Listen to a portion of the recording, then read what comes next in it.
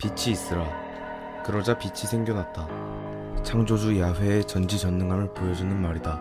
이후 창조주는 세계에 질서를 부여했고 풀과 나무, 물고기와 새 등 생명을 창조했다. 그 후 만들어낸 창조물들을 다스리게 하기 위해 자신의 모습을 본떠 진흙으로 최초의 인간 아담을 빚었다. 창조주는 한가운데에 열매를 먹으면 영원히 살 수 있는 생명나무와 열매를 먹으면 선과 악을 알게 된다는 선악과 나무, 맛있는 과일나무들로 가득 찬 동쪽의 에덴 동산에 아담을 데려다 놓고 이렇게 말한다. 이 동산에 있는 나무 열매는 무엇이든지 마음대로 따먹어라. 그러나 선과 악을 알게 하는 나무 열매만은 따먹지 마라. 그것을 따먹는 날 너는 반드시 죽는다. 아담은 집짐승과 공중의 새와 들짐승의 이름을 붙여주었지만 그 가운데는 그의 이를 거둘 짝이 보이지 않았다. 그래서 창조주가 아담을 깊이 잠들게 하신 다음 아담의 갈빗대를 뽑아 그 갈빗대로 여자 하와를 만드셨다. 사람들에게 익숙한 하와의 이름은 이브이다. 창조주는 가장 교활한 들짐승으로 뱀을 만들었다. 그 뱀이 이브에게 하느님이 너희더러 이 동산에 있는 나무 열매는 하나도 따먹지 말라고 하셨다는데 그것이 정말이냐? 라고 물었다. 이브는 아니다. 하느님께서는 이 동산에 있는 나무 열매는 무엇이든지 마음대로 따먹되 죽지 않으려거든 이 동산 한가운데 있는 나무 열매만은 따먹지도 말고 만지지도 말라고 하셨다. 라고 대답했다. 그러자 뱀은 죽지 않는다. 그 나무 열매를 따먹으면 너희가 하느님처럼 선과 악을 알게 되어 그렇게 말씀하신 것이다. 라며 이브를 꿰었다. 하느님처럼 될 수 있다는 말에 이브는 넘어가 아담과 함께 선악과를 따먹었다. 그러자 아담과 하와는 눈이 밝아져 자신들이 알몸임을 부끄러워하기 시작했다. 이에 창조주가 에덴을 거닐 때 숨어버렸고 이를 통해 선악과를 먹은 것이 들통났다. 한남 아담은 와이프 하와를 핑계로 대었고 하와는 뱀을 핑계로 대었다. 창조주는 분노하여 뱀을 배로 기어다니게 했고 이브에게는 출산의 고통을 아담에게는 땅의 저주를 내렸다. 또 에덴에서 내쫓음으로써 영생을 빼앗았다. 그렇다면 왜 창조주는 아담과 이브가 선악과를 먹고 선과 악을 깨우쳤을 때 그렇게 불같이 화를 냈을까? 애초에 창조주가 인간들에게 선악과를 먹지 말라고 한 이유가 무엇일까?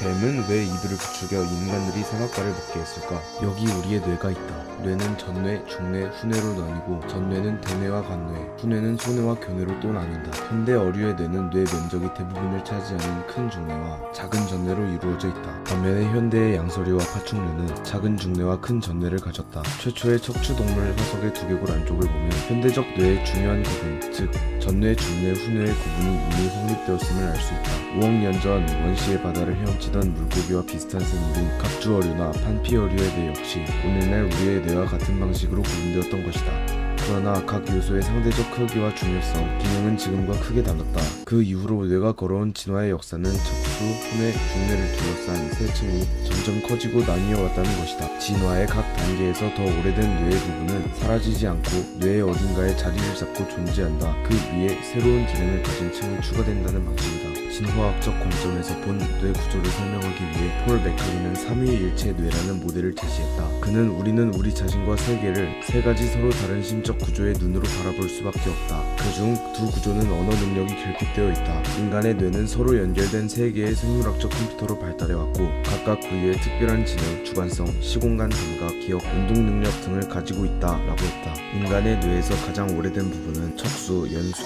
뇌교 등 후뇌와 중뇌를 형성하는 영역들이다. 이 척수, 중뇌, 후뇌의 조합을 맥클린은 뉴럴세시라고 부른다. 신경계의 프레임. 이 영역은 심장 박동, 혈액순환, 호흡 등의 자기보존 기능과 생식 기능을 관장하는 신경기구들을 포함한다. 어류나 양수류의 뇌는 오직 뉴럴세시로만 이루어졌다. 그러나 파충류와 그 이상의 고등동물이 전뇌를 이루면 운전자 없이 방치된 자동차와 같은 상태가 된다. 아무런 목적도 없고 움직일 수도 없다는 말이다. 식물인간 같은 상태 말이다. 맥클린은 뉴럴세시 위에 존재하는 세 종류의 운전자를 구별했다. R 복합체, 변연체, 신피질. 가장 오래된 운전자인 R 복합체는 중뇌를 둘러싼다. R 복합체는 또한 파충류의 뇌라고 불린다. 생물의 뇌는 뉴럴세시, R 복합체, 변연계, 신피질의 순서로 안에서 밖으로 진화했는데 이는 곧 파충류의 뇌가 최초의 뇌라는 것을 의미한다. R 복합체의 운전자에서는 공격적 행동, 영토 본능, 성적 본능, 기본적 의식 같은 우리가 말하는 본능이 형성된다.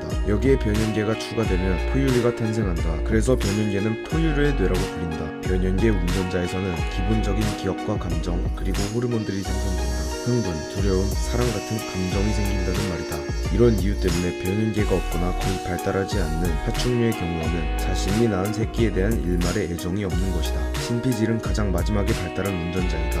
신피질이 바로 인간과 다른 동물군을 구별해주는 가장 중요한 기준이다. 이성의 뇌라고 불리는 신피질은 언어, 문자 등 우리가 문화라고 부르는 비유전적 요인을 다룬다. 민주주의, 왕정주의, 귀족주의, 자본주의, 공산주의 같은 사상들은 여기서 탄생한다. 즉 지능의 영역을 다룬다는 말이다. 신피질은 돌고래 유인 원류와 인간에게서만 발달했다. 그중 인간이 가장 발군으로 발달했기 때문에 먹이사슬의 정점에 설 수 있었던 것이다. 인간의 신피질이 돌고래 유인원보다 얼마나 비정상적으로 발달했는지는 인간 특유의 출산 과정만 봐도 확연히 알 수 있다. 창세기에서 창조주 야훼는 이브에게 출산의 고통을 주었다. 지구의 수많은 동물 가운데 새끼를 출산할 때 엄청난 고통을 느끼는 종은 오직 인간뿐이다. 이는 최근까지 인간의 두개골의 부피가 커졌기 때문으로 예상된다. 현대 남성과 여성은 호모 하빌리스보다 두개골의 크기가 2배나 크다. 출산의 고통이 따르는 이유는 인간의 두개골이 진화가 엄청나게 빠르게 진행되었고 최근까지 계속되어 왔기 때문이다. 태아가 나오는 여성의 질이 태아의 두뇌 크기를 따라가지 못할 정도로 급속도로 발전했다는 말이다.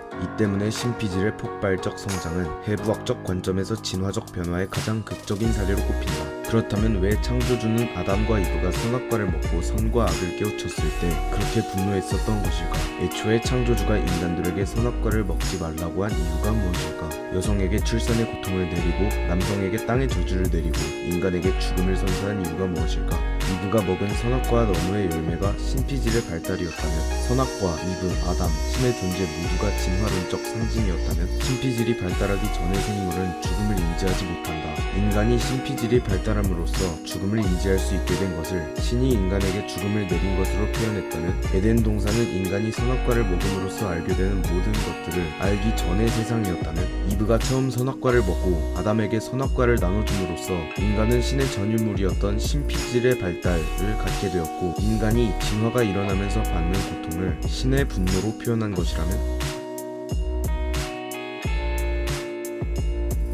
그런데 그거 아닌가? 창세기는 약 3500년 전에 쓰였다.